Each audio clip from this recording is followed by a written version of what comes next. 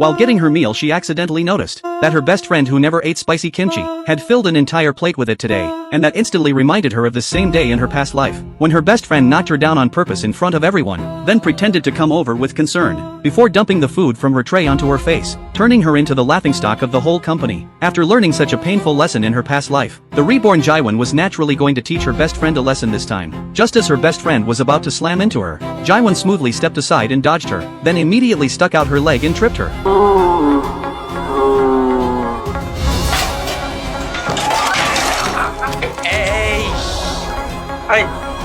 And the man covered in food was Jaiwon's husband from her past life. Looking at the two of them in such a mess, Jaiwon pretended to step forward and comfort them. Then she casually pointed out that the clothes her best friend had ruined were from a luxury brand, and if she had to pay for them it would cost quite a lot. Seeing her best friend filled with regret, Jaiwon felt unbelievably satisfied. But this was only the beginning of her revenge plan. In her past life Jaiwon had received the envy of family and friends, and their sincere blessings, as she joyfully married her boyfriend Minwon after years of dating. Back then Jaiwon thought she was entering a happy marriage, but she never imagined that this was actually the beginning of her nightmare. 네가 가정교육 안 돼 있는 건 네 탓 아니야.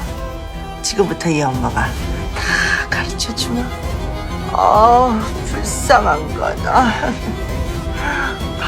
After the wedding, Minwon immediately dropped the gentle and considerate act he once had. As a total mama's boy he listened to his mother about everything, and spent his days at home, dreaming the ridiculous dream of getting rich overnight through stocks. Even worse, because Jaiwon still had not gotten pregnant, her mother-in-law yelled at her every day, and even said cruelly that their family had only one son for 3 generations, and the line could never end with Jaiwon. Under the constant pressure from her husband and mother-in-law, Jaiwon not only had to work overtime non-stop to cover the household expenses, but also had to clean the house after coming home. She had no time to breathe at all. The endless pressure at home and at work clung to her like a shadow, and slowly wore Jaiwon's body down completely. One day while giving a report at work, she suddenly felt intense dizziness and stomach pain, and when she finally could not hold on anymore she went to the hospital, only to be told by the doctor that she had late-stage stomach cancer. What was even sadder was that even as she neared the end of her life, after her husband Minwon and mother-in-law learned she was seriously ill, their first thought was not how to treat her or take care of her, but how to squeeze the last bit of value out of her. During the difficult days of treatment at the hospital,